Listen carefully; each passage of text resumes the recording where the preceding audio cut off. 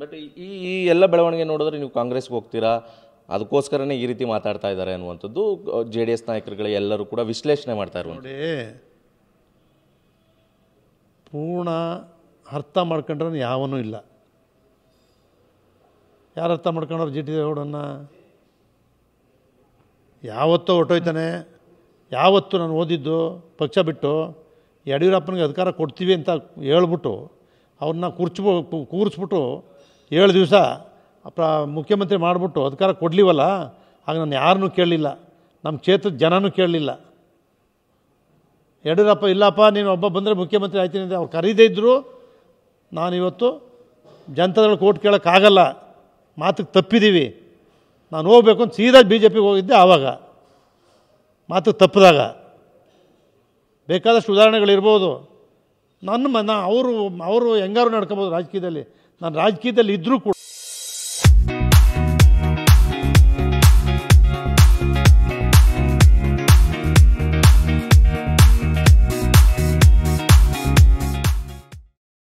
ನನಗೆ ಅವೆಲ್ಲ ನನ್ನ ಮನಸ್ಸು ಒಪ್ಪಲ್ಲ.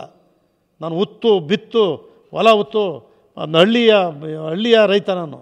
ಇವತ್ತು ಅದೇ ಬುದ್ಧಿ ಇದೆ ನನಗೆ. ಅದನ್ನೇ ನೇರವಾಗಿ ಮಾತಾಡ್ತಕ್ಕಂಥ ಗುಣ ಇದೆ, ಅದೇ ನೇರವಾಗಿ ತಗೊಂಡ ಬುದ್ಧಿ ಇದೆ. ಭಾಳ ಜನ ಅರ್ಥ ಕೊಟ್ಟು ಮಾತಾಡ್ತಾರೆ, ಭಾಳ ಇದನ್ನೆಲ್ಲ ಬಿಟ್ಟು ಮಾತಾಡ್ತಾರೆ. ಏನು ಸತ್ಯನೇ ಬಿಟ್ಟು ಮರೆಮಾಚಿ ನಿಮ್ಮ ಟಿ ವಿಗಳಲ್ಲಿ ಕೂತ್ಕೊಂಡು ಮಾತಾಡ್ತಾರೆ. ಭಾಳ ಚೆನ್ನಾಗಿ ಮಾತಾಡ್ತಾರೆ, ನಾನು ನೋಡ್ತೀನಿ. ಅದಕ್ಕೆ ನಿಮ್ಮ ಟಿ ವಿಗೆ ಬರಲ್ಲ ನಾನು ಮಾತಾಡೋಕ್ಕೆ. ಅವ್ರ ಜೊತೆ ಏನು ಮಾತಾಡ್ತೀರಿ? ತಿಳ್ಕೊಂಡಿರಲ್ಲ ಪೂರ. ಅಷ್ಟು ನೋವು ಏನು ಅಂತಲೂ ಯೋಚನೆ ಮಾಡಲ್ಲ.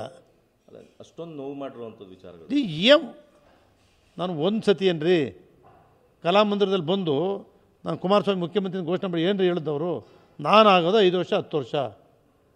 GT ದೇವೇಗೌಡರನ್ನ ಧರ್ಮಸಿಂಗ್ ಜೊತೆ ಇನ್ನು 15 ದಿವಸಕ್ಕೆ ಸಿದ್ದರಾಮಯ್ಯ ಪ್ಲೇಸಿಗೆ ಮಂತ್ರಿ ಮಾಡ್ತೀನಿ ಅಂತ ಘೋಷಣೆ ಮಾಡಿದ್ರು. ಮಾಡಿದ್ರೇನ್ರಿ?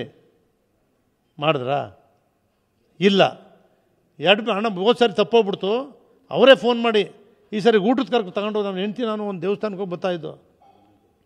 ಊಟದ ಕರ್ಕೊಂಡು ತಗೊಂಡು ಹೋಗಿ ಬಣ್ಣ ಒಳ್ಳೇದಾಯ್ತದೆ ಸಾಯಿಬಾಬಾ ಸತ್ಯ ಸಾಯಿಬಾಬಾ ಗೋವಾ ಎಲ್ಲ ಸುತ್ಕೊಂಡು ಬಂದು ಇದರಲ್ಲಿ ಕುಮಾರದಲ್ಲಿ ಕೂತ್ಕೊಂಡು ಆ ಮಂತ್ರಿ ಹೇಳಿದ್ರು. ನಾನು ಮಾಡಲಿಲ್ಲ, ಅವತ್ತೂ ಮಾಡಲಿಲ್ಲ.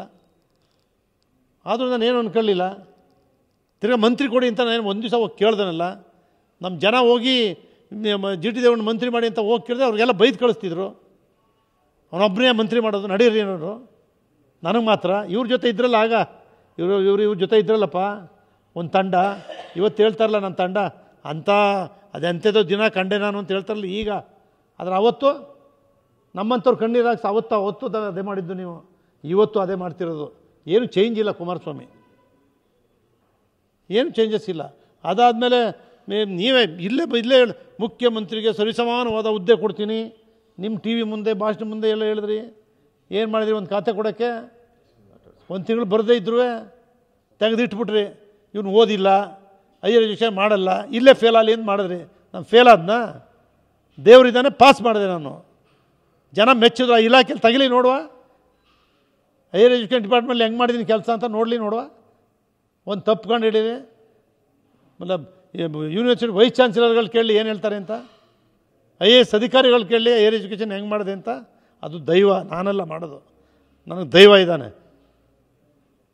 ಇದನ್ನು ಅವತ್ತು ಹಂಗೆ ಮಾಡಿದ್ರೆ ಆಗಲಿ ಆಗೋಯ್ತಲ್ಲಪ್ಪ. ಈಗ ನಾನು ಕೋರ್ ಕಮಿಟಿ ಅಧ್ಯಕ್ಷ ನಾನು ಕೇಳಿದ್ದೆ ಅವ್ರಿಗೆ. ಇಬ್ರಾಹಿಮು ಇದ್ದರು. ಇಬ್ರಾಹಿಮ್ ಅನೌನ್ಸ್ ಮಾಡಿದ್ರು, ಬಂದು ಪತ್ರ ಕೊಟ್ಟರು ನನಗೆ, ನೀನೇ ಕೋರ್ ಕಮಿಟಿ ಅಧ್ಯಕ್ಷ ಅಂತ. ಕೊಟ್ಟಿಟ್ಟು ಕೂತ್ಕೊಂಡ ನಾನು. ಮೀಟಿಂಗ್ ಮಾಡಲಿಲ್ವಾ? ರಾಜ್ಯ ಸುತ್ತಲಿಲ್ವಾ?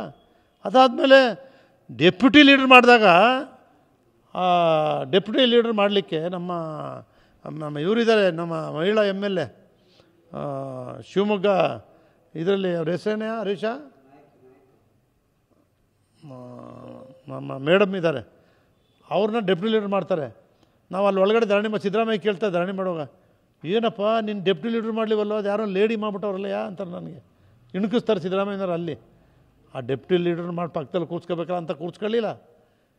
ನಾನಿಲ್ಲ ಲೀಡ್ರ್ ಮಾಡುವ ಎಲ್ಲ ಹೇಳ್ತಾರೆ. BJP ಅವರು ಹೇಳ್ತಾರೆ, ಎಲ್ಲರೂ ಒಟ್ಟಿಗೆ ಇದ್ದೀವಿ. ಅಶೋಕು, ನಾನು, ಪ್ರಹ್ಲಾದ್ ಜೋಶಿ ಅವರು, CT ಎಲ್ಲ ಇದ್ದೀವಿ. ಎಲ್ಲರೂ ನಾನು ವಿರೋಧ ಪಕ್ಷದ ನಾಯಕ ಅಂತ ಅವರು ಡಿಕ್ಲೇರ್ ಮಾಡ್ತಾರೆ ಎಲ್ಲರೂ. ಅದನ್ನು ತಪ್ಪಿಸ್ತೀರಿ. ಅದನ್ನು ತಡ್ಕೊಂಡು ನಾನು ನಿಖಿಲ್ ಅವರು ಇದೇ ಸುರೇಶ್ ಬಾಬು ಅವರು ಇಬ್ಬರು ಮೈಸೂರು ಹಣ ಬರ್ತಾಯಿದ್ದೀವಿ ನೀವು ಬರಬೇಕು ಅಂತ ಸದಸ್ಯತ್ವ ನೋಂದಣಿಗೆ ಸಭೆ ಕರೀತಾರೆ. ನಾನು ಹೋಗ್ತೀನಿ ಸಭೆಗೆ, ಕರೆದು ಕೂಡಲೇ ನಿಖಿಲ್ ಕರೆದು ಕೂಡಲೇ ಹೋಗಿದ್ದೀನಿ ಸಭೆಗೆ. ಇದಕ್ಕಿಂತ ಇನ್ನೇನು ಮಾಡ್ಬೇಕು ನಾನು? ಆದರೂ ಯಾಕೆ? ಹಾಂ, ಅದೇ ಕ್ವಶನ್ ಮಾರ್ಕು.